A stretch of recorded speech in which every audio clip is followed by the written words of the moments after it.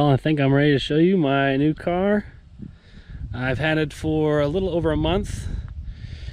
I've been kind of looking at these cars for, I don't know, off and on, maybe a year or something like that.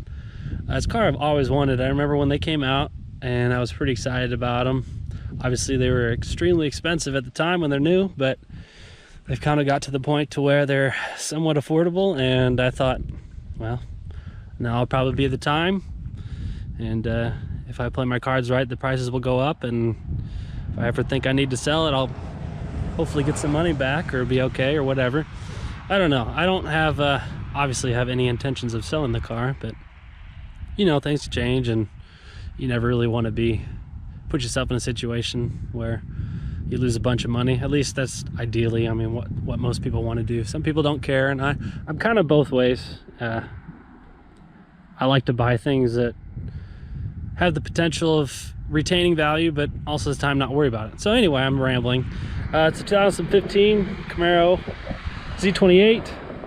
That is in black, by far the most common color. I really wanted a white one, or I could have dealt with or silver or the Thunder Gray, but I found this black one, and I'm happy with the purchase.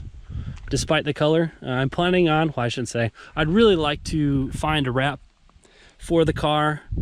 I'm kind of looking at the rally green from the 6th gen Camaros, or like a blue from Avery Dennison, or some of the wrap companies that have kind of a light blue metallic. It would be a gloss paint. So a little bit about the car. I bought it in Ohio. You can see the dealership right there, and I was really happy with the experience. I called a couple dealerships, and this one in particular in Texas just was not great to deal with. They were not responsive. They wouldn't get return calls, and just a lot of phone tag, and it was pretty annoying. But this company in Ohio, in Columbus, treated me really well from the start. Didn't have any problems. The guy was really honest. You know, if I had a question about the car and he wasn't sure, he straight up told me and got me the answer that I needed. And it was really smooth process. So that worked out really well, and it just made the whole buying experience a lot better. And plus they did a free pickup at the airport, and I flew out and I drove the car back. So I'll talk more about the trip, but just a generic walk around here. And these cars came with two options. They came with air conditioning option and the radio. So this has both options. It has the premium stereo and the air conditioning, and it also has a couple mods. You'll see one there, and I'll talk about the rest of them. But let's see if I can get the mileage here. I have to turn the key on, and I took the key out. It's in my pocket.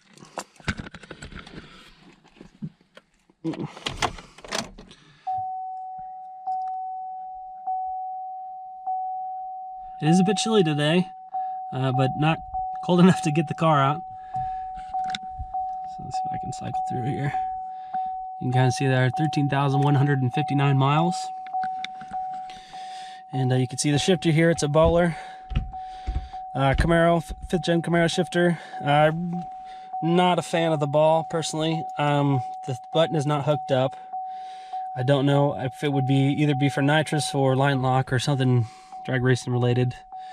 The shifter itself is pretty nice, but the ball needs to change. So that'll be probably the first thing I'll do to the car. And then I haven't opened the hood up yet. So kind of my negotiations, or what I was planning on doing with as far as purchasing the car,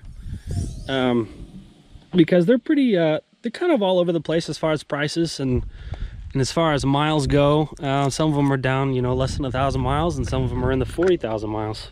So the prices are naturally all over the place. And one of the things that I noticed about the car pretty fast was it had the original Pirelli Trofeo R's on them. And so what my negotiation basically was a brand new set of Michelin Pilot Sport 4S tires. And you could see, yeah, that was one nick on the wheels, which is kind of a bummer, but it could be touched up. But the rears are 325/30 ZR19s, and the fronts are 315, I believe. Oh no, 305/30 ZR19s. And if you look up prices on these tires, you'll know why I opted for that, and I was happy that they obliged. And again, they were happy to sell the car and basically get me what I wanted, and I got what I wanted. So under the hood, it appears pretty stock, but actually it has 1 7/8" long tube headers, and they're made by Texas Speed. And then it has the stock GM Performance intake, and then obviously the valve covers, and then exterior is 100% stock, which is good. I wouldn't really change much at all. But to talk about the rest of the mods, so you saw the long tube headers. It also has catless X-pipe, and then Texas Speed mufflers, and then also has a Brian Tooley Racing Stage 4 NA LS7 cam, and valve springs, and CHE rocker bushings, and I don't know, I'm sure it has push rods, but I didn't find any documentation of that. And a tune, and I guess I can pull out the dyno sheet that was provided with the car, which is pretty cool. I guess that door's locked. That's nice. Oh, I'll just walk around. So yeah, I wouldn't say I was necessarily looking for a modified car, but if I find a car that is modified in the way that I want, I'm all for getting it, just because of the value that you gain in the parts and the installation. So here's the dyno sheet. It made 561 horsepower and 488 foot-pounds of torque.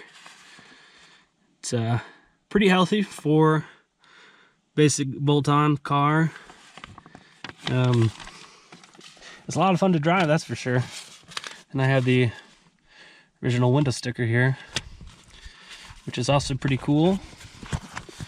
And you'll get out the there you go, your gas guzzler tax, air conditioning and audio package, and then it has option list and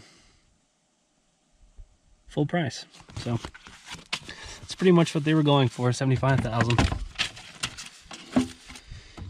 And let's see, I guess I could look in the trunk here. Actually, they did another thing that I was happy about. In the pictures, they showed the stock parts in the trunk, so I was really excited to see, you know, that the previous owner probably cared about the car if he's willing to put the stock parts in the provided in the car. Oh, there we go. Sometimes it doesn't respond for some reason. So it's pretty cool that they're willing to do that, and it's a pretty good indicator that they cared about the car. So I got a chair in here, and then the actual rear floor mats, they don't come standard from the factory. There's just nothing back here. It's basically how it would come, but they included the stock shifter, which, you know, I could install this again, but I don't really, I don't mind the shift action of the modified or the Bowler one, but if I could just change the ball, I think I'd be happy with it. But we got the trunnions, the stock ones, which, I mean, kind of useless, but and then the original valve springs, and then the cam. I don't need to take it out. So yeah, basically the car is about pretty much exactly what I would want to do for the short term, is put a cam and exhaust on it, and that's what it has. So I don't have any immediate plans for the car, at least for 2021 season. I've just been kind of driving it. So basically, well, I guess one last modification I didn't cover was, and I didn't find this out till I actually saw the car in person, and I was super excited to see that you can kind of see the lines there, but it already has Expel on pretty much 3/4 of the car. So the fenders, the complete doors, and then the rear quarters, you can see the line there. So the bottom half is covered, but this section is not, and the trunk is not. and only the leading edge of the roof, so you can kind of see it. You can kind of see it there. So yeah, I was like super excited, and that kind of eases my pain of owning a black vehicle. It's a lot easier to clean with the film protection on it, and so that got me pretty excited to see that. And I don't know if there was one other thing. Oh yeah, so I bought the car with just under 12,000 miles. So I put on, you know, a little under, or yeah, a little over 1,000, about 1,400 miles since I bought the car, and that was within the first week. So I basically flew to Ohio from Chicago, and then I drove down to pretty much Nashville, north suburbs of Nashville, to see my friends, because it was kind of the end of the year, and it was ended up being a perfect day. So I flew on a Saturday and then drove down to Nashville Saturday afternoon, then came back here Sunday. So it was kind of like a end of year trip, so they could see the car before I put it away at the end of the year. So the car has been flawless since I bought it. I did have one check engine light come on kind of when it was a cooler day. I don't remember, it started in the evening or something like that, and I had basically a lean code, but the tune was, you know, just had to calibrate for the pretty major dip in temperature. So I cleared it, and I mean, it didn't misfire or anything. It didn't run strange. It just had a lean and start up. So other than that, the car has been flawless. I have no complaints. So I guess now we can do a startup for you. I'll turn off the heat there.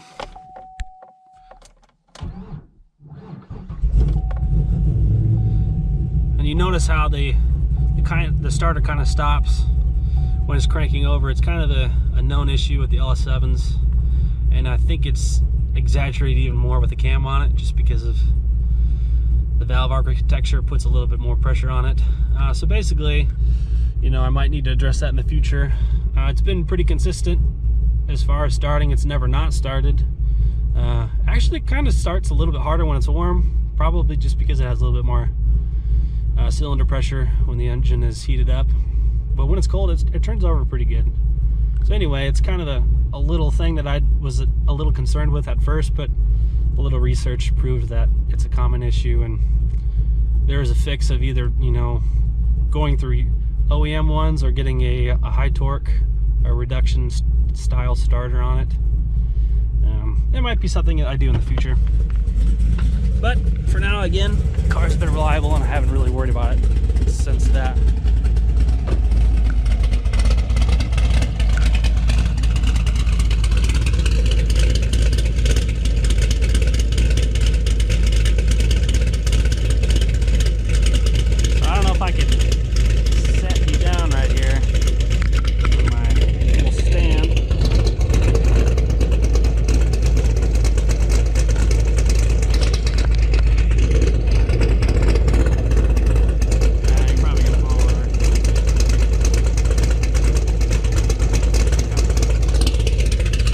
Gonna have to deal with an idle clip.